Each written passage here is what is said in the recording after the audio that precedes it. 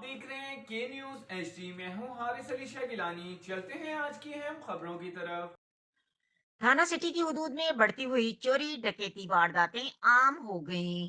ڈاکو تاجر کے گھر سے لاکھوں روپے نقدی اور 25 تولے طلائی زیور $13,000 لے کر فرار ہو گئے۔ رخ کریں گے رینالا خورد کا، جہاں سے رپورٹ کر رہے ہیں ہمارے نمائندے سرفراز احمد بھٹی۔ رینالا خورد تھانہ سٹی کی حدود آوان ٹاؤن میں تاجر کے گھر ہوئی ڈکیتی، بڑی واردات۔ 5 ڈاکو گھر میں داخل ہو کر گھر والوں کو یرغمال بنا کر لاکھوں روپے نقدی اور 25 تولے سونا $13,000 لے کر فرار۔ واقعے کی تمام سی سی ٹی وی فوٹیج کے نیوز چینل انٹرنیشنل کو موصول ہو گئی۔ فوٹیج میں دیکھا جا سکتا ہے کہ ڈاکو گھر میں داخل ہوئے، واردات کر کے فرار۔ تھانہ سٹی پولیس خاموش تماشائی بنی ہوئی ہے۔ آئے روز تھانہ سٹی کی حدود میں شہری لاکھوں روپے نقدی اور قیمتی سامان سے محروم ہونے لگے۔